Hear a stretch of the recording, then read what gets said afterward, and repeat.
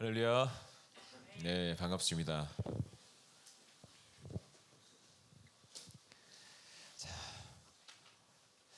이제 말씀하게 볼 텐데요. 우리 옆에 있는 우리 조원들과 인사하겠습니다. 별이 빛나는 밤입니다. 별이 빛나는 밤입니다. 네, 별이 빛이 납니다. 눈이 내리고 나니까 공기가 너무 상쾌하고 하늘이 맑아졌습니다. 눈이 내릴 때는 걱정이 많았지만 그 내린 뒤에는 우리가 더 아름다운 풍경과 또 아름다운 날씨를 볼 수가 있는 것 같아요. 참 인간의 한계인 것 같습니다. 하나님은 다 계획해 놓으셨는데 우리는 눈을 내리면서 걱정하지만 우리가 계획한 것보다 더 위대하신 하나님의 계획이 진행되고 있습니다. 걱정할 필요 없어요. 오늘 그 하나님의 살아계심을 말씀을 통해서 함께 살펴보도록 하겠습니다. 창세기 39장 1절에서 6절까지인데요. 우리가 큐티했던 그 내용의 바로 앞구절입니다. 우리가 큐티했던 39장 13절의 바로 앞구절인데요. 39장 1절부터 6절까지 우리 한 절씩 돌아가면서 기도하겠습니다. 형제가 1절을 읽고 자매들이 2절을 읽고 이렇게 한번 돌아가면서 읽었으면 좋겠습니다. 형제부터 읽겠습니다. 시작. 요셉이 이끌려 애굽에 내려가며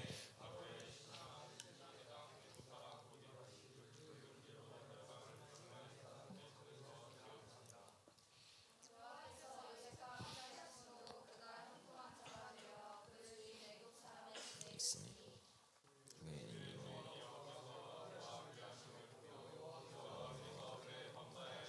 열심히 보았더라.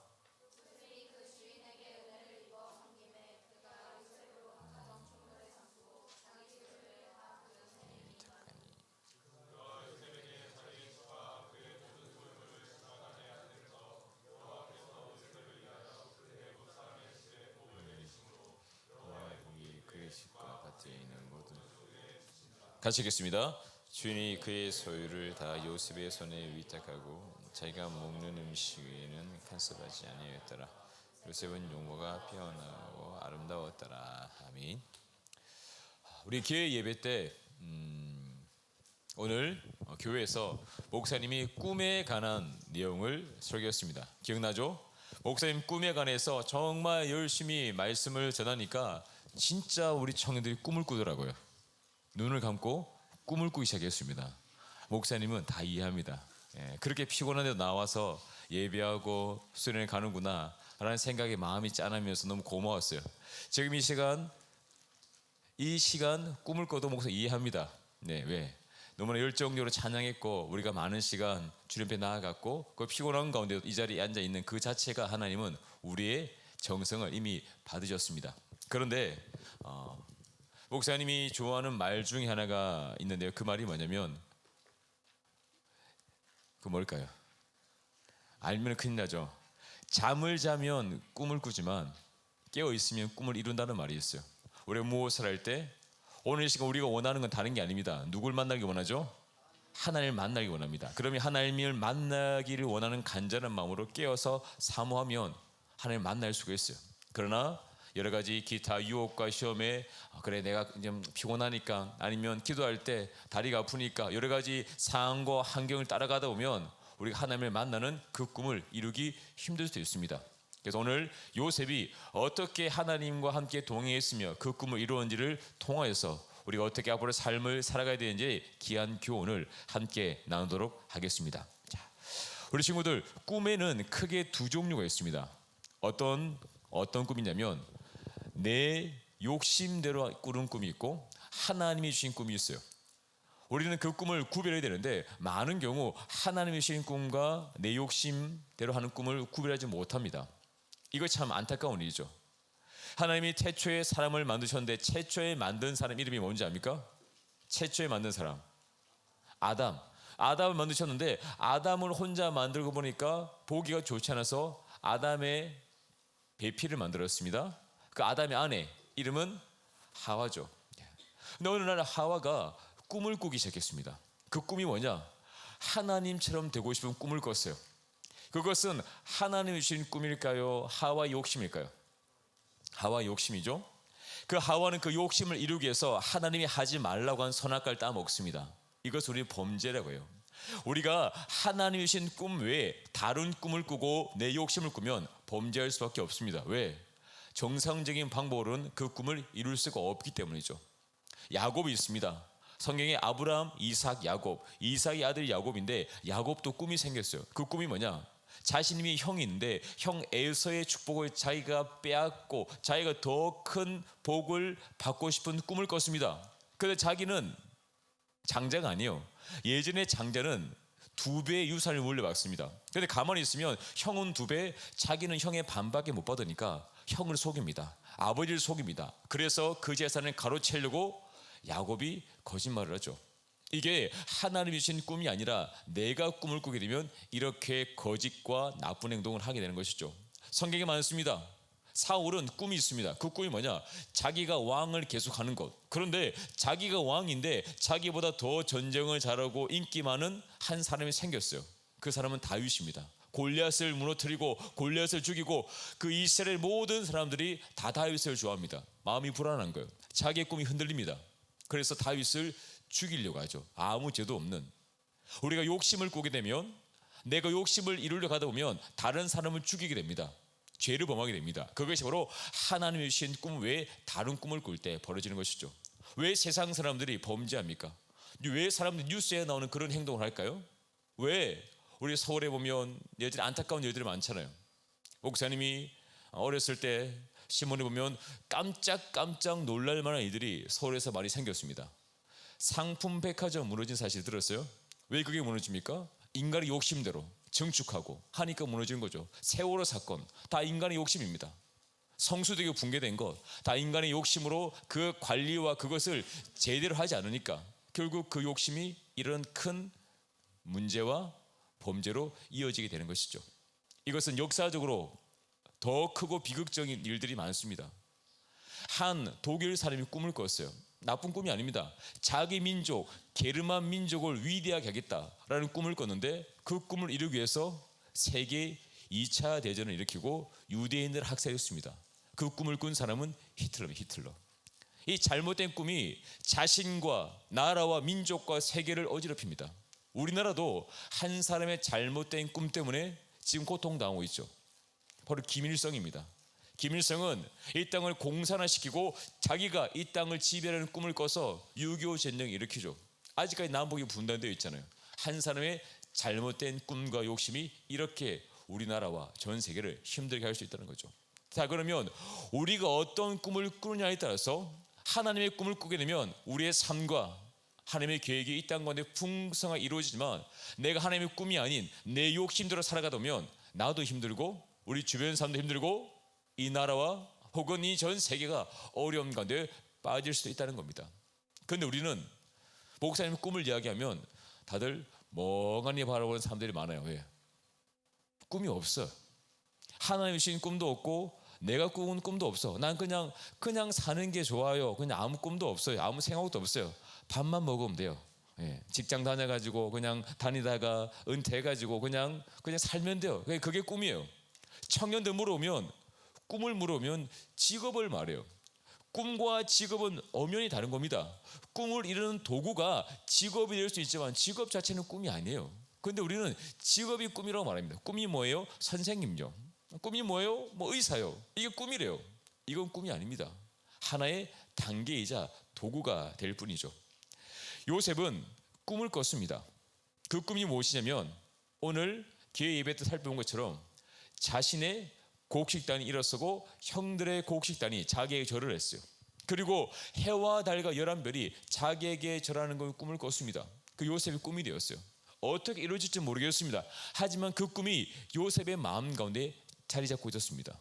하나님이 자기를 높여주실 거라는 것을 형들보다 혹은 아버지보다 내가 아는 모든 사람들보다 하나님 나를 버리지 않고 존귀하게 사용할 거라는 꿈을 가슴속에 새겼어요.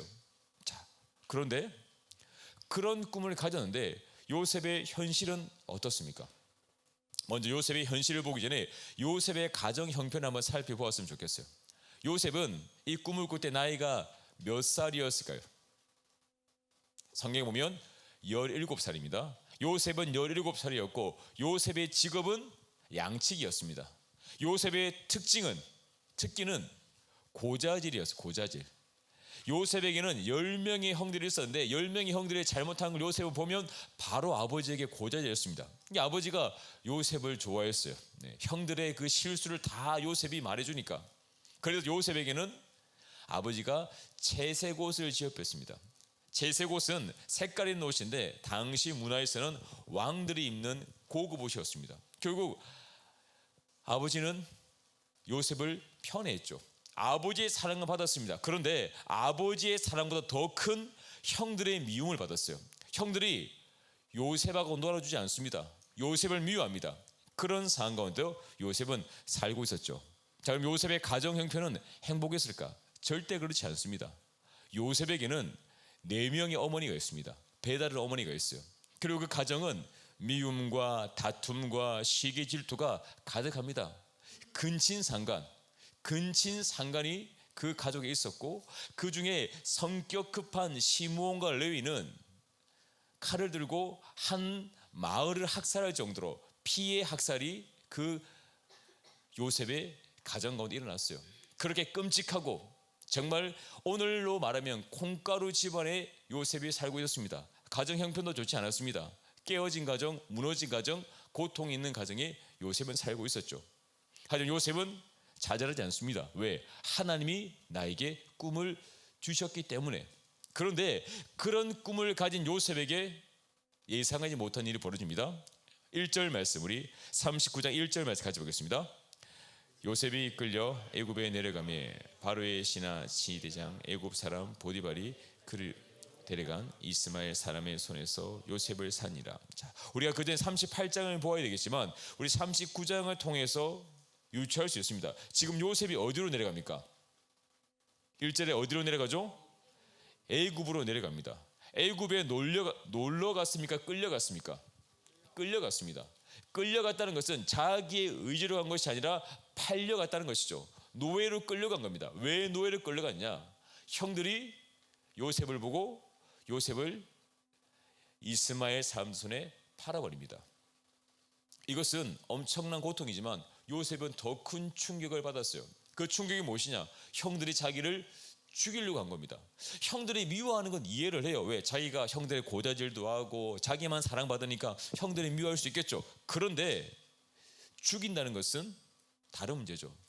미워하는 존재가 아니라 형들이 나를 죽인다는 것은 엄청난 상처입니다. 그런데 요셉은 하나님의 은혜로 죽음 직전에 이스마엘 노예 상인의 손에 팔려서 애굽에 오게 된 것, 그것이 오늘 1절 말씀에 포함되어 있는 내용이죠. 그 전에 요셉이 무슨 옷을 입었다고 했습니까? 채색 옷을 입었습니다. 한마디로 손에 물 묻히지 않고 평안하고 정말 사랑받는 삶을 살았어요. 그런데 그 요셉이 하루아침에 노예가 되었습니다. 노예와 채색 옷은 비교할 수 없는 인생의 단계죠. 그렇게 잘 나가던 요셉이, 한마디로 그렇게 잘 나가던 요셉이 인생 밑바닥까지 떨어져서 오늘로 치면 노숙자보다 더 비참한 노예의 삶이 되어버린 것이죠. 자, 그러면 요셉이 당했던 그 충격을 우리 창세기 37장 20절 말씀을 보면 이해가 될 겁니다. 우리 37장 20절 말씀 같이 보겠습니다. 자, 그를 죽여 한 구덩이에 던지고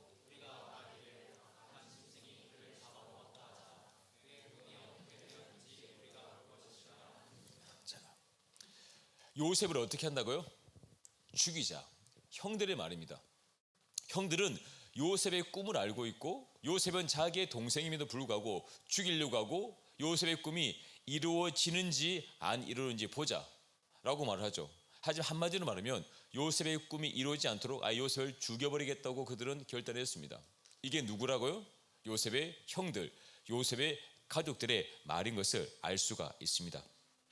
그런데 요셉은 형들에게 잡혀서 그가 입던 채색 옷을 찢겨지고 벗겨집니다. 그동안 요셉은 자신의 자랑하는 첫 번째 자랑거리는 채색 옷이었어요. 아무나 못 입는 명품 옷이니까. 그런데 형들이 그 옷을 찢고 그 옷을 벗겨버립니다.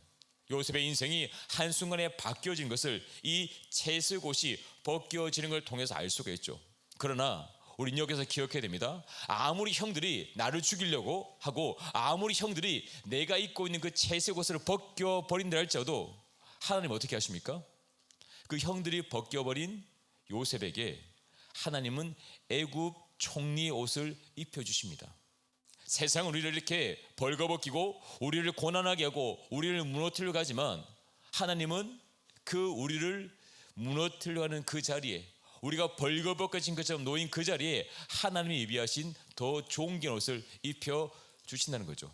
기다리기만 하면, 낙심하지 않고 기다리고 인내하는 자에게는 하나님은 항상 더 좋은 것을 입혀주십니다. 그게 우리는 요셉의 삶을 통해서 알 수가 있는 것이죠. 우리는 이것에서 한 가지를 기억해야 됩니다. 가끔 내가 하는 일이 실패할 수 있습니다. 열심히 공부했지만 떨어질 수 있습니다. 내가 원하는 대학, 내가 원하는 직장, 내가 원하는 사람을 만나지 못하고 내가 원하는 곳에 가지 못할 수도 있습니다. 벗겨집니다. 부끄럽습니다. 좌절합니다. 그러나 나를 사랑하는 하나님께서는 항상 더 귀하고 좋은 것을 예비해 놓으셨으며 그 길로 우리를 인도해 주시는 거죠. 세상이 내 삶의 모든 것을 빼앗아간다 할지라도 한 가지는 빼앗아갈 수 없습니다. 그게 뭘까요? 나를 향한 하나님의 사랑입니다. 나를 향한 하나님의 사랑은 그 무엇도 빼앗아갈 수 없고, 나를 향한 하나님의 사랑은 항상 변하지 않기 때문에 우리는 그 사랑을 믿고 하나님의 자녀로 살아가야 하는 것이죠. 요셉의 꿈을 방해한 사람은 멀리 있는 사람이 아니었습니다. 가장 가까이 자신을 사랑한다고 생각했던 가족이 요셉의 꿈을 방해했습니다. 예수님을 팔아넘긴 사람도 멀리 있는 사람들이 아니었습니다. 예수님과 함께 밥을 먹고 동거동락했던 12명의 제자 중에 한 사람 가룟유다가 예수님을 팔아버렸죠. 우리의 꿈을 방해하는 사람들은 멀리 있지 않습니다. 항상 가까이 있고 내가 예상하지 못한 그 사람이 나를 괴롭히고 나의 꿈을 방해합니다. 그래서 우리의 충격은 더 크죠. 더 놀랍니다. 더 큰 상처를 받을 수밖에 없는 것이죠. 그러나 우리는 이때 기억해야 됩니다. 꿈에는 반드시 뭐가 있다고요? 꿈에는 반드시 방해가 있습니다. 방해가 없으면 꿈이 아닙니다. 내가 꾸는 꿈이 하나님이 주신 꿈이라면 그 꿈을 반대하고 그 꿈을 꾸지 못하게 방해하는 악한 세력이 반드시 있다는 것이죠. 꿈은 고난의 터널을 통과한 다음 이루어집니다. 고난의 터널이 없고 방해가 없다, 그러면 꿈이 이루어질 수가 없어요. 헨리 포드라는 사람이 자동차를 처음 만들 때 처음으로 대중화시키려고 자동차를 만들었습니다. 그때 세상 사람들은 그 헨리 포드의 말을 비웃었습니다. 왜 비웃었냐? 지금 그 시대는 말이 마차를 끌고 다니는 시대였습니다. 도로가 없어요. 도로가 없는데 어떻게 차를 만들고 누가 차를 사겠냐고 비웃었습니다. 그런데 오늘날 보세요. 모두가 차를 타고 다닙니다. 우리 수련회 올 때 뭐 타고 왔습니까? 차 타고 왔죠. 차가 없으면 생각할 수 없는 시대가 되었습니다. 헨리 포드의 꿈이 이루어진 거죠. 라이트 형제가 비행기를 만들었는데 그 라이트 형제의 비행기를 만들 때 가장 반대된 사람은 아버지였습니다. 야, 안 된다, 하지 마라, 다친다. 하지만 라이트 형제는 그 아버지의 반대에 무릅쓰고 비행기를 만들었습니다. 미국의 존 F 케네디 대통령은 달에 사람을 보낸다고 선언했습니다. 그런데 모든 사람들이 반대했어요. 과학자도 반대하고 상원 의원, 하원 의원 모든 사람들이 반대했습니다. 그때 존 F 케네디가 어떻게 했냐? 그러면 달에 사람을 보낼 수 있다고 찬성하는 사람들을 모아가지고 프로젝트를 만들었어요. 그래서 결국은 달에 사람을 보내었죠. 이것은 꿈을 가진 사람의 행동과 꿈이 없는 사람의 차이입니다.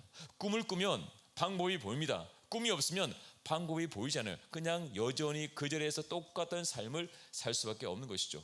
이건 인간 세상에 나타납니다. 하지만 우리가 하나님을 만나고 하나님이 기뻐하신 꿈을 꾼다면 이런 것들과 비교할 수 없는 놀라운 일들이 우리 삶 가운데 나타날 수밖에 없는 것이죠.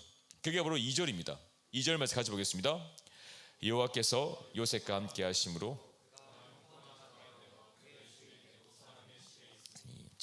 지금 1절에서 요셉이 어디로 팔려갔습니까? 노예로 팔려갔잖아요. 지금 노예로 팔려가는 것은 비극입니다. 비극 중에 비극이고 얼마 전에 형들이 자기를 죽이려고 했어요. 요셉의 마음이 편할까요? 좌절과 낙심, 두려움과 공포, 말도 통하지 않습니다. 이스라엘과 애굽은 말도 틀려, 말도 통하지 않습니다. 그런데 그 17세 소년이 그전까지는 힘든 일도 하지 않다가 갑자기 노예로 팔리면 아무것도 할 수 있는 게 없죠. 그러나 요셉은 그런 상황 가운데서 포기하지 않습니다. 좌절하지 않습니다. 그 마음 가운데 무엇이 있기 때문입니까? 하나님이 주신 꿈이 있기 때문입니다. 지금 내가 노예로 팔려갔지만 분명히 하나님께서 나에게 2번이나 꿈을 꾸게 하셨어요. 너를 높여주고 존귀한 자로 세워주겠다. 요셉은 자신을 믿은 게 아닙니다. 자신은 능력이 없어요. 힘도 없습니다. 경험도 없습니다. 가진 것도 없습니다. 노예입니다. 당시 노예와 짐승의 차이는 한 가지입니다. 말을 할 줄 알면 노예, 말을 할 줄 모르면 짐승인 거예요. 짐승과 똑같습니다. 주인은 짐승을 버리고 죽이는 것처럼 노예를 죽일 수 있습니다. 하루살이 목숨입니다. 그게 지금 요셉의 현실입니다. 그런데 요셉은 낙심하지 않아요. 왜? 하나님이 나에게 무엇을 주셨기 때문에? 꿈을 주셨기 때문에. 내 현실이 어떠하든 하나님이 주신 그 꿈은 하나님이 반드시 이루어 주실 것이기 때문입니다. 요셉은 노예의 자리에서 최선을 다합니다. 목사님도 설교 시간에 우리 청년들 얼굴을 보거나 어떤 사람을 만나게 되면 같은 일을 하거나 혹은 아르바이트생들을 보면 식당 가서 주문할 때 보면 표정이 다른 사람이 있어요. 그래서 같은 아르바이트생인데 표정이 틀려요. 그럼 물어봅니다. 혹시 뭐라고 물어볼까요? 혹시 사장님 딸이냐고. 주인은 표정이 다릅니다. 아르바이트생들은 귀찮아하고 하는데 사장들은 표정이 다르고 사장님 자녀들은 표정이 달라요. 왜? 자기 식당이고 자기 기업이니까. 그 꿈이 있는 거죠. 회사를 통하여서 식당을 통하여서 이루고자 하는 꿈이 있는 사람들은 식당에서 물을 하나 떠다 줘도 표정과 행동이 다릅니다. 하지만 오늘 하루 어떻게 지내다 가다 뭐 그냥 가야지, 시간 때우다 가야지 하는 사람들은 의욕이 없어요. 표정이 다릅니다. 요셉이 지금 애굽에 무엇으로 팔려갔습니까? 노예로 팔려갔어요. 애굽에 노예로 팔려갔는데 1절에 보시면 그 애굽의 주인이 누굽니까? 노예의 주인이 바로의 신하 취대장 애굽 사람 보디발입니다. 그 보디발 집에 노예가 한두 명일까요? 수백 명의 노예가 있습니다. 그런데 그 수백 명의 노예 중에서 보디발의 눈에 띄어서 가정 총무가 된 사람은 오늘 본문에 누구라고 나오죠? 요셉이라고 나옵니다. 왜 요셉이, 그 경험도 없고 어린 요셉이 보디발의 눈에 띄었을까요? 표정과 말과 행동이 다릅니다. 노예 같지 않아요. 노예는 노예의 근성이 있습니다. 눈에 보이는 데서 열심히 하고 눈에 보이지 않으면 열심히 하지 않습니다. 어떻게 하면 쉬려고 하고 어떻게 하면 자기에게 유익이 될까라는 그런 노예의 근성을 가지고 있는데 요셉은 다른 겁니다. 다른 노예에 틀려요. 그러니까 노예 중에 노예를 관리하는 가정 총무가 되는 겁니다. 요셉이 똑똑해서가 아닙니다. 요셉이 특별해서가 아닙니다. 요셉에게 단 한 가지 다른 노예들에게 없는 게 있었습니다. 그게 뭡니까? 꿈이 있었습니다. 다른 노예들은 꿈이 없어요. 노예로 팔려가는 그 순간 꿈이 없습니다. 그냥 잘 먹고 잘 살고 주인에게 오늘도 한 대 매를 덜 맞는 것이 그들의 꿈이지, 그들은 하나님과 함께 동행한 기억도 없고 하나님의 음성을 들은 꿈도 없는 것이죠. 그러니까 달라지는 겁니다. 지금 여기 청년들이 60, 70명 앉아 있습니다. 이곳에 있으면 다 똑같죠. 하지만 우리가 하나님 주신 꿈을 가지고 사는 청년과 꿈이 없이 사는 청년은 1년이 지나고 2년이 지나면 정말 달라집니다. 행동이 다르고요, 말이 다르고 그들이 가는 곳이 다릅니다. 그러면 10년이 지나면 그들은 정말 하늘과 땅만큼 차이 나는 삶을 살게 돼요. 그건 돈과 명예를 말하는 것이 아닙니다. 바로 행복이죠. 하나님과 함께 동행하며 정말 행복한 삶을 사는 사람이 있고 매일매일 근심 걱정에 찌들어 사는 사람이 있습니다. 왜 그렇습니까?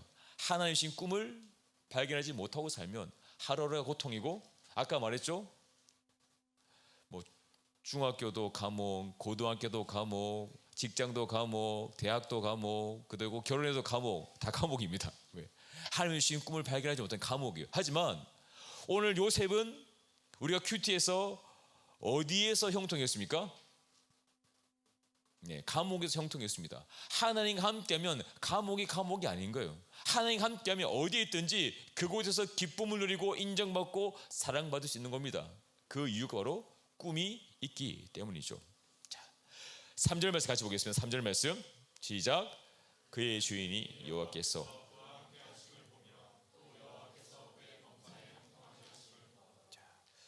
요셉이 가정 총무가 될 수밖에 없는 이유가 3절에 나오죠. 그의 주인 보디발이 여호와께서 그와 함께 하심을 보았습니다. 여호와께서 그와 함께 하였다. 그게 뭘까요? 행동이 다르고 말이 다르고 정직하고 성실하고 근면한 삶을 사는 겁니다. 다른 노예와 틀려요. 다른 노예들은 하나를 시키면 어떻게든 그것을 안 하려고 하고 시간을 끌고 대충 하는데, 요셉에게 시키기만 하면 완벽하게 일을 처리하고 내가 일을 시키지 않은 것까지 더 해내는 겁니다. 아까 목사님 아까 청년들 눈 오고 여기서 이제 레크레이션 할 때 우리 박경준 장로님하고 김정희 목사님하고 앞에 눈을 좀 치웠어요. 우리 청년들 미끄러질까봐 도로가에 눈을 치웠는데, 눈을 치우면서 장로님은 그런 얘기 하시죠. 난 군대에서 철원에서 눈을 많이 치웠다고. 저보고 군대 어디 갔다 왔냐고. 저는 군대 평택 갔다 왔는데 아르바이트 하면서 삽질을 많이 했습니다. 그래가지고 삽질하면 눈을 치웠습니다. 목사님이 아르바이트 할 때 아르바이트 하는 그 같이 일했던 아저씨가 해준 말이 있어요. 이 도로공사 노가다는 한 발자국이 돈이라고. 그러니까 여기서 저기까지 가서 삽을 가져와야 돼요. 그러면 이렇게 빨리 가서 삽을 가져오면 안 돼요. 왜? 한 발자국이 돈이니까. 저녁 6시 퇴근하니까 천천히 가는 겁니다. 왜? 돈이니까. 그래, 삽을 찾을 때도 있어도 그냥 안 보고 찾다가 삽을 가지고 천천히 오는 겁니다. 왜? 이게 다 돈이니까. 그래가지고 시간을 때우고 시간을 보내고 안 보이면 일하지 않고 그렇게 보내야지만 된다는 거예요. 왜? 그분은 그렇게 살아왔으니까. 그러니까 평생 그냥 일만 하는 겁니다. 하지만 목표를 가지고 꿈을 가지면 내가 일을 빨리 끝내면 그 다른 일을 하게 되고 인정받으면 거기서 점점 올라가게 되고 다른 일을 할 수가 있는 것이죠. 공부도 마찬가지입니다. 찬양도 마찬가지입니다. 교회 모든 일도 마찬가지입니다. 내가 그냥 정해진 일만 하다 보면 그건 정해진 그 자리에 있는 거예요. 하지만 꿈을 가진 자들은 다릅니다. 배우려고 하고 노력하고 다른 사람을 도와주려고 그 일에 적극적으로 나서게 되는 것이죠. 보지 않아도 요셉은 그런 삶을 살았습니다. 그러니까 수백 명의 노예 중에서 그 보디발이 애굽에 그 많은 노예가 있겠죠. 요셉보다 더 똑똑한 사람도 많을 겁니다. 그러나 요셉을 그 자식 집의 가정총으로 삼을 수밖에 없었던 것이죠. 그래서 꿈은 고난을 이깁니다. 꿈은 방해를 이기고 꿈은 환경을 이기고 꿈은 멈추지 않습니다. 꿈을 가진 사람은 멈추지 않습니다. 팔이 없어도 다리가 없어도 꿈을 가진 사람은 달려가게 되는 것이죠. 우리가 너무나 많이 들어서 좀 지루할 수 있고 식상할 수 있는 닉 부이치치, 그 사람은 우리가 가진 건강이 없습니다. 팔다리가 없습니다. 그는 멈추지 않습니다. 꿈을 꾸고 노력하고 사람들에게 희망과 비전을 줍니다. 왜? 자신에게 꿈이 있으니까. 내게 꿈이 있으면 팔다리가 없어도 다른 사람들에게 도전을 주고 다른 사람들에게 희망을 주고 일을 할 수 있습니다. 근데 우리는 팔다리 다 있잖아요. 그런데 우리는 다른 사람의 영향력도 주지 않고 다른 사람들에게 어떤 도움도 주지 못하고 있습니다. 그냥 오히려 피해를 주는 그런 삶을 살 수 있는 것이죠. 왜? 꿈이 없으면 우리는 희망이 없는 삶을 살 수밖에 없기 때문이죠. 2절 3절 반복되는 단어는 무엇입니까? 하나님이 함께 하셨고 그렇기 때문에 형통하다는 겁니다. 그러면 그 하나님이 함께하고 꿈을 가진 사람은 어떻게 되느냐? 5절 말씀 같이 보겠습니다. 5절입니다. 그가 요셉에게 자기의 집과 요셉이 사람의 집에 복을 내리시고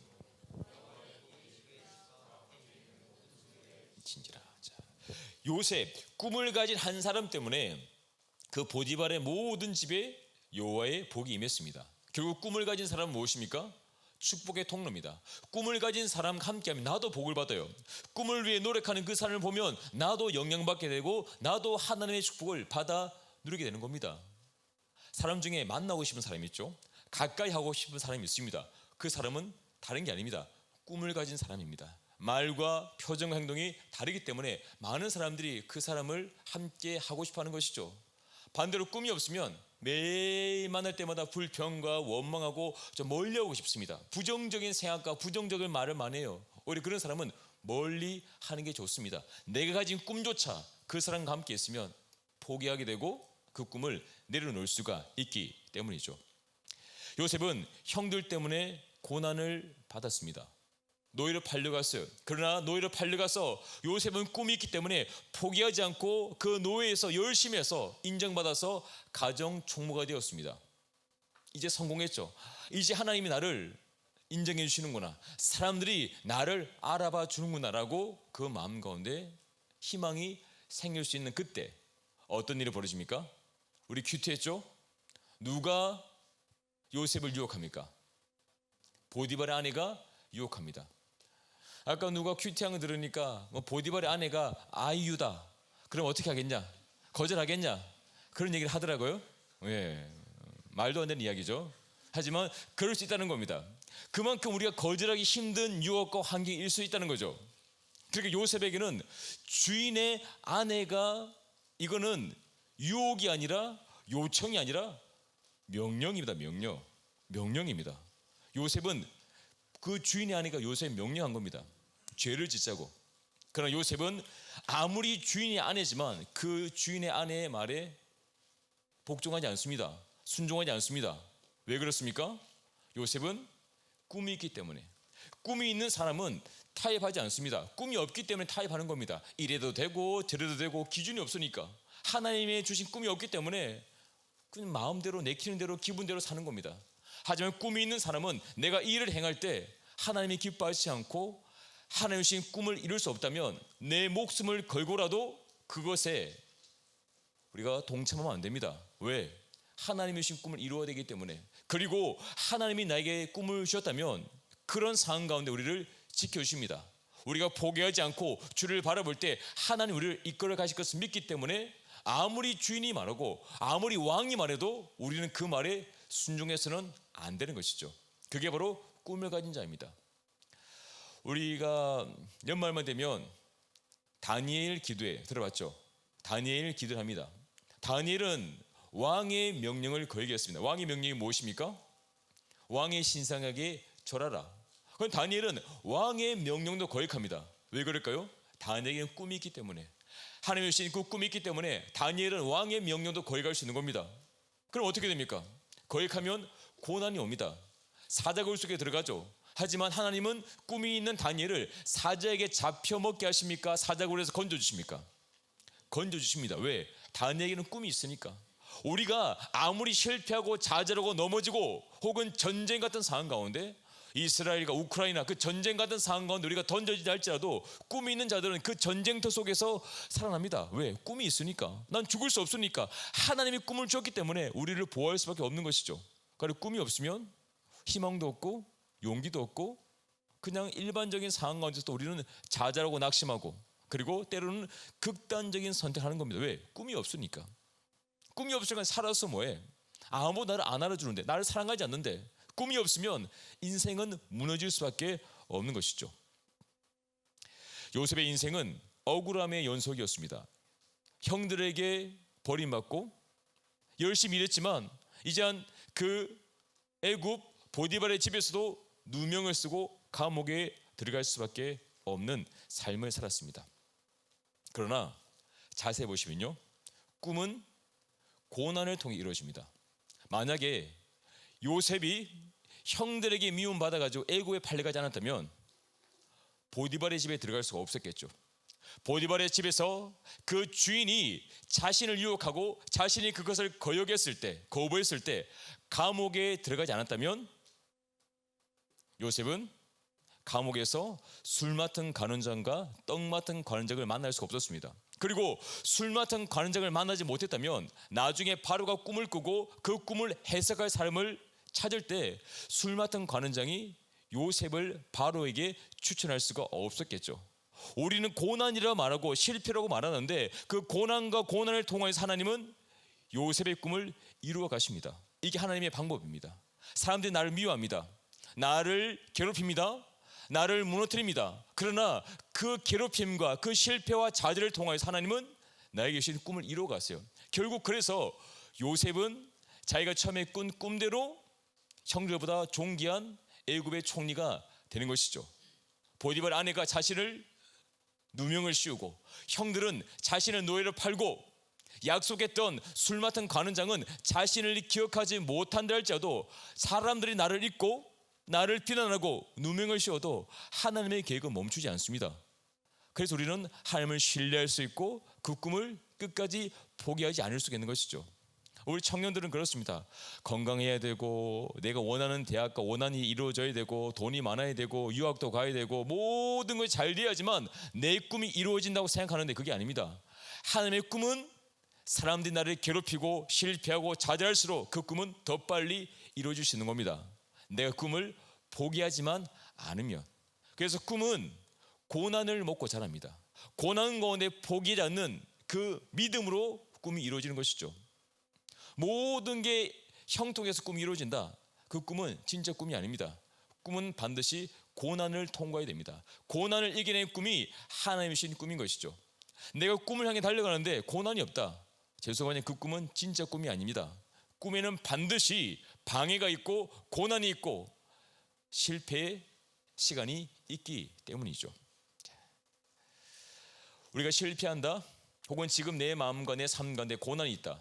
그러면 내가 꿈을 향해 노력하고 있다는 증거입니다. 그런데 고난도 없고 실패도 없고 어려움도 없다. 그러면 내가 아무것도 도전하지 않고 있다는 증거인 거죠. 젊음의 증거는 고뇌입니다. 고통입니다. 왜? 내가 지금 주의 말씀대로 살기 위해 노력하고 있기 때문이죠. 노력하지 않으면 고난도 없습니다. 노력하지 않으면 힘들도 없습니다. 헬스장에 가서 내가 땀을 흘려야지만 그 고통스럽지만 우리 몸이 건강해지죠. 집안에 누워가지고 만화책 보고 웹툰 보고 인스타하고 누워있으면 몸은 편합니다. 하지만 건강해지지 않습니다. 우리는 지금 실패해야 됩니다. 우리는 고통 가운데 놓여있어야 됩니다. 그러면서도 꿈을 포기하지 않고 하나님을 바라볼 때 우리 인생은 마침내 아름다운 하나님의 자녀의 삶을 살 수가 있는 것이죠. 우리 친구들 당금질이라는 말 들어봐서 당금질? 당금질은 철을 강하게 만들 때 당금질합니다. 처음에는 불에 넣고 망치로 때립니다. 그리고 망치로 한참 때리다가 쇠가 시뻘겋게 달궈지면 그 쇠를 물속에 잡아넣습니다. 그러면 우리 많이 봤잖아요. 영화에 치 소리 나면서 쇠가 식습니다. 그러면 한 번으로 끝나는 게 아닙니다. 그 쇠를 꺼내가지고 또 망치로 때리고 불에 넣고 당금질합니다. 그리고 또 물에 칙 잡아넣습니다. 이 당금질을 하면 할수록 그 쇠는 강해집니다. 10번 당금질에서 맞는 칼과 2번 당금질에서 맞는 칼을 부딪히면 어떻게 될까요? 2번 당금질의 칼은 부러집니다. 당금질할수록 그 칼은 강해지는 것이고 더 견고한 칼이 되는 것이죠. 우리가 고난이 있다. 그것 하나님의 당금질의 시간입니다. 나에게 주실 하나님의 꿈이 크기 때문에 한 번, 2번, 3번 당금질을 할 수밖에 없는 것이죠. 강한 물건을 만들기 위해서는 강한 재료가 필요합니다. 귀한 물건을 담기 위해서는 더 강하고 안전한 그릇에 우리 물건을 담는 것이죠. 그런데 아무렇게나 사용하는 물건은 당금질 안 합니다. 그냥 만들면 됩니다. 깨지면 버리면 됩니다. 하지만 당금질에서 만든 그 그릇은 귀하게 결코 버릴 수 없고 가장 귀한 것을 담게 되는 것이죠. 고난 없는 꿈은 좋아 보입니다. 하지만 고난 없이 꿈을 이루게 되면 우리는 그 꿈을 지킬 수가 없습니다. 그 꿈은 무너지게 됩니다. 혹은 내가 그 꿈을 이루었다 할지라도 교만해져 가지고 그 꿈을 지킬 수가 없습니다. 왜 많은 사람들이 실패하고 무너집니까? 능력 때문이 아닙니다. 교만해서 그 자리에서 실수하더라고요. 교만해지면 실수하게 됩니다. 그의 삶과 그의 말과 그의 행동이 바로 죄로 물들 수밖에 없는 것이죠. 그래서 하나님은 우리를 귀하게 사용하기 위해서 고난을 허락하셨고 고난을 통해서 우리의 삶을 당금질하고 계신 것입니다. 우리를 사랑해서 이 땅에 오신 예수님의 꿈이 있습니다. 예수님의 꿈이 뭘까요? 예수님의 꿈이 뭘까요? 하나님이 예수님에게 주신 꿈이 있습니다. 예수님이 왜 이 땅에 오셨습니까? 예수님이 왜 육체를 입으시고 왜 십자가에 달려 돌아가시고 왜 부활하셨습니까? 누구 때문에? 네, 나를 구원하기 위해서. 나를 구원하는 게 누구의 꿈입니까? 예수님의 꿈이었어요. 예수님은 우리를 구원하기 위해 이 땅에 오셨습니다. 그게 예수님의 꿈입니다. 그 예수님의 꿈이 이루어진 장소가 어디인지 아십니까? 예수님이 그 꿈을 어디서 이루십니까? 왕궁에서, 호화로운 빌라 저택에서 그 꿈을 이룬 게 아닙니다. 예수님의 꿈이 이루어진 곳은 골고다 언덕입니다. 그 십자가를 메고 쓰러지고 넘어지고 채찍 맞으면서 그 골고다 언덕을 걸어 올라가셨고, 그 십자가에 못 박힘으로써, 창에 찔리고 못자국에 찔림으로써 예수님은 그 꿈을 이루셨습니다. 우리가 예수를 믿고 구원받은 것은 예수님의 꿈이 이루어졌다는 증거인 것이죠. 여기 앉아있는 청년들이 바로 예수님의 꿈 때문에, 예수님의 십자가의 죽으심으로 하나님의 자녀가 되었고 구원받게 된 것입니다. 우리는 이 꿈을 통해서 하나님께 나아가게 됩니다. 꿈은 고난을 통과하지 않고는 절대 이룰 수가 없습니다. 세상은 말합니다. 고난 없이 꿈을 이루라고. 노력하지 않고 돈을 벌라고. 노력하지 않고 돈을 버는 것, 이것을 두 자로 말하면 사기입니다. 사기. 네. 보이스피싱입니다. 보이스피싱. 노력하지 않고 돈을 벌 수 없습니다. 정당한 대가 없이 얻는 것은 바로 사기고, 그건 바로 범죄가 될 수밖에 없는 것이죠. 그래서 우리는 꿈을 향해 나아갈 때 반드시 꿈에 대한 대가가 있음을 알아야 됩니다. 꿈을 향해 노력하면 고난이 옵니다. 하지만 우리는 포기하지 않습니다. 왜? 꿈을 이룬 이후에 그 영광스러운 하나님의 영광을 볼 수가 있기 때문이죠. 산이 높을수록 무엇이 깊을까요? 네, 골짜기가 깊습니다. 높은 산은 깊은 골짜기를 만듭니다. 위대한 꿈은 더 힘든 고난을 함께 동반하게 되는 것이죠. 그래서 꿈은 고난의 빵과 시련의 물을 마시게 됩니다. 우리는 꿈을 이루기 위해서 사는 사람들이 아닙니다.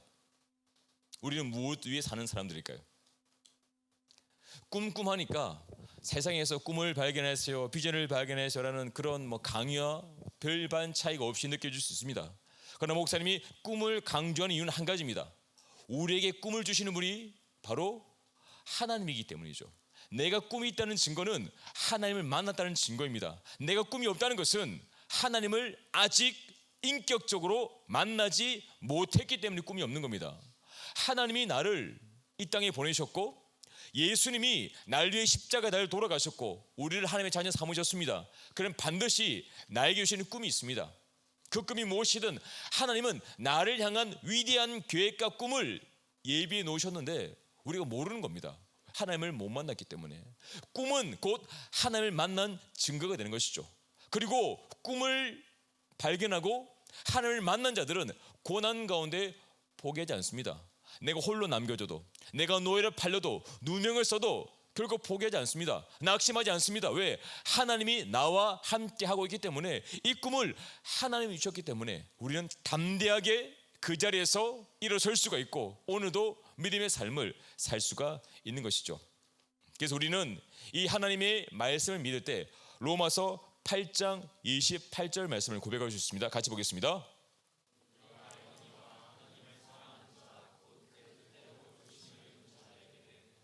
것이 합력하여 선을 이루느니라. 아멘. 하나님을 만난 사람, 꿈을 가진 사람, 꿈이 없는 사람, 하나님을 만나지 못한 사람의 차이는 크지 않습니다. 표정을 봐서 알 수 없습니다. 행동에서 큰 차이가 안 납니다. 그러나 결정적인 순간에 차이가 납니다. 그 차이가 뭐냐? 한 걸음 더 내디딜 수 있는 사람. 고난이 오고 시련이 오고 실패와 좌절이 왔을 때 한 걸음 더 내디딜 수 있는 사람은 꿈이 있는 사람입니다. 하나님을 만난 사람입니다. 내가 한 걸음 더 걷기 위해서는 그 자리에서 일어서야 하기 때문이죠. 꿈을 가진 사람은 절망 속에서 일어납니다. 하지만 꿈이 없는 사람은 절망 속에서 일어설 수가 없습니다. 그냥 절망 속에서 절망해버립니다. 꿈이 없기 때문이죠. 하지만 꿈이 있으면 일어설 수 있고 한 걸음 더 걸어갈 수가 있는 것이죠. 결국 꿈이란 오늘 한 걸음 더 걷는 사람이 이루는 겁니다. 오늘 일어나서 한 걸음 더 걸어가는 겁니다. 성경책을 읽고 오늘도 큐티를 하고 오늘도 기도를 하고 오늘도 예배를 드리는 겁니다. 매일매일 한 걸음 한 걸음 걸어가는 겁니다. 왜 그렇게 합니까? 힘든데, 다른 사람 다 쉬는데, 다른 사람들은 다 그냥 자기 하고 싶은 거 노는데 왜 나는 한 걸음 더 걸어가야 됩니까? 하나님을 만났기 때문이고 하나님이 그 꿈을 나에게 주셨기 때문이죠. 우리가 이 시간 이 수련회 이 자리에 나와 있는 것도 한 가지 이유는 하나님이 나를 만나주셨고 하나님 주신 꿈이 무엇인지를 알기 원하기 때문입니다. 그것은 내 안에 주님이 주신 꿈이 있습니다. 근데 그 꿈이 묻혀 있으니까 모르는 거예요. 땅속에 묻혀있기 때문에 그 꿈이 있음에도 불구하고 꺼내지 못하니까 여전히 나는 꿈이 없는 자처럼 사는 것이죠. 하지만 흙을 파고 곡괭이로 돌을 끄집어내면 하나님이 나에게 주신 숨겨진 보물, 그 꿈을 발견할 수가 있는 것이죠. 말씀을 정리하겠습니다. 꿈은 누가 주신다고요? 하나님이 주십니다. 오늘 예배 이후에 기도할 때 우리 하나님을 찾아야 됩니다. 하나님을 만나면 하나님이 나에게 말씀하십니다. 내가 너를 사랑하고 너를 위해서 예비해 놓으신 그 꿈이 바로 이것이다 라고 말씀해 주시면 우리는 얼마나 기쁜지 모릅니다. 얼마나 감사한지 모릅니다. 내가 어떻게 살아가야 되는지 세상 사람들이 나를 무엇라 말하든 비록 내가 감옥에 들어가고 노예로 팔려가고 세상 모든 사람들이 나를 실패했다 라고 우리를 비난한다 할지라도 우리는 포기하지 않습니다. 하나님이 나에게 주신 꿈을 만났기 때문이죠. 꿈을 만난 자들은 첫 번째, 간절함이 있습니다. 꿈은 이루어져도 되고 안 이루어지는 그런 게 아닙니다. 꿈은 반드시 이루어져야 됩니다. 하나님이 나에게 주신 꿈은 그 간절함으로 주님 앞에 나아가는 자들만이 이룰 수 있는 것이죠. 간절하지 않다, 그건 꿈이 아닙니다. 간절하지 않다. 아까 우리 차를 타고 수련회 왔는데 한 청년이 핸드폰을 차에 두고 내렸대요. 어떻게 합니까? 빨리 좀 목사님 찾아주세요. 간절하게 부탁했을까요? 목사님 찾아주셔도 되고 그냥 안 해도 됩니다 라고 여유 있게 말했을까요? 간절히 말했습니다. 왜? 그 안에 자신의 전화번호 기록도 많이 있지만 핸드폰은 자기 기조한 거니까 반드시 찾아야 되는 겁니다. 우리가 핸드폰 잃어버려도 그렇게 찾습니다. 근데 우리가 꿈을 찾지 못하는데 우리는 너무나 여유롭게 꿈이 있는지 없는지 신경도 안 써요. 핸드폰 잃어버려도 그렇게 찾는데 왜 꿈을 잃어버렸으면서 꿈을 알지 못하면 찾지 않습니까? 그건 우리의 믿음의 문제입니다. 하나님을 만나게 되면 하나님이 나에게 주신 꿈이 무엇인지 알게 되면 바뀝니다. 핸드폰 가지면 우리가 뭘 할 수 있습니까? 전화도 할 수 있고 우리가 원하는 것을 할 수 있잖아요. 인사도 할 수 있고 연락도 할 수 있고 요즘은 폰 뱅킹도 하고 핸드폰 할 수 있는 것이 무궁무진합니다. 그런데 우리가 하나님을 만나서 꿈을 알게 되면 우리의 삶은 더 무궁무진한 삶을 살게 됩니다. 꿈꾸는 자들은 제약을 벗어납니다. 현실을 벗어납니다. 그 무엇도 그의 삶을 억누를 수 없습니다. 하나님을 만났기 때문이고 하나님이 주신 꿈을 꾸기 때문입니다. 마지막으로 두 명의 인물만 얘기하겠습니다. 아까 오전에도 말했는데요. 모세가 있습니다. 모세는 애굽의 왕자로 태어났습니다. 그러나 자신의 힘으로 꿈을 이루려고 하다가 실패합니다. 자신의 동족을 구하려다가 애굽 사람을 때려 죽이고 그리고 애굽의 왕자의 자리를 다 버리고 도망갑니다. 미디안 강야에서 40년간 양을 칩니다. 이제 할아버지 80세가 되었습니다. 말도 둔하고 꿈도 없고 희망도 없습니다. 그런데 그 모세에게 하나님이 나타나셔서 새로운 꿈을 주십니다. 그 꿈이 무엇이냐? 애굽에 가서 이스라엘 백성을 구원하라. 그 꿈을 모세가 받았어요. 그런데 하나님이 나를 만나주시고 꿈을 준 것까지는 좋은데 지금 자기의 상황과 형편이 꿈을 이룰 상황이 아닌 겁니다. 나이는 많죠. 그리고 입은 둔하죠. 자신은 애굽에 가면 죽습니다. 왜? 애굽에서 살인죄를 범하고 도망갔기 때문에 애굽에 가면 잡혀 죽어요. 갈 수 있는 상황이 아닙니다. 그리고 애굽에 가면 바로 왕은 그 애굽의 왕입니다. 자신을 만나주지도 않아요. 현실적으로 하나님이 꿈은 주었지만 이 꿈은 내가 이룰 수 있는 꿈이 아닙니다. 바로가 제정신으로서는 이스라엘 백성들을 내보내주지 않기 때문이죠. 그러나 모세는 하나님이 주신 꿈에 순종하여서 애굽으로 내려갑니다. 그 애굽으로 내려가는 모세의 순종을 통하여서 하나님은 역사하시죠. 10가지 기적이 나타납니다. 상상할 수 없는 기적을 모세를 통해 이루시고 모세의 지팡이를 통해서 홍해가 갈라집니다. 모세가 이런 기적을 행한 이유는 한 가지입니다. 하나님의 주신 꿈에 순종했기 때문에, 하나님을 만났기 때문에 모세의 인생이 바뀌는 것이죠. 양치는 인생에서 민족을 이끌어낸 민족의 구원자가 됩니다. 이게 모세의 삶이었습니다. 우리가 하나님을 만나지 못하고 꿈이 없으면 모세와 똑같습니다. 혀도 둔하고 입도 둔하고 말할 수도 못하고 그냥 양과 함께 그냥 평생 그냥 그렇게 살다가 지나가는 겁니다. 하지만 하나님 만나게 되면 주님이 꿈을 주십니다. 기적을 행하시고 능력을 우리에게 허락하시는 것이죠. 그게 꿈입니다. 꿈은 능력입니다. 꿈은 기쁨입니다. 꿈은 행복입니다. 왜 하나님 우리에게 꿈을 주시느냐? 행복하라고. 그냥 그렇게 의미 없이 사는 것이 아니라 내가 너를 위해 예비하신 그 위대한 꿈을 이루고 좀 이 땅에서 정말 행복한 인생을 살기 위해서 우리에게 꿈을 주신 겁니다. 그걸 우리를 만나기 원하시는 거죠. 그게 바로 하나님의 계획이고 이 밤 우리에게 행하신 하나님의 음성입니다. 이 시간 하나님 나를 만나주시고 하나님 나에게 꿈을 깨닫게 해달라고. 하나님을 만나는 그 순간 우리는 꿈을 알게 됩니다. 하나님 만나지 못하면 꿈을 알지 못하고 내 욕심대로 선악과를 따먹고 내 욕심대로 다른 사람들이 힘들게 만드는 그런 삶을 살 수밖에 없어요. 결단의 순간입니다.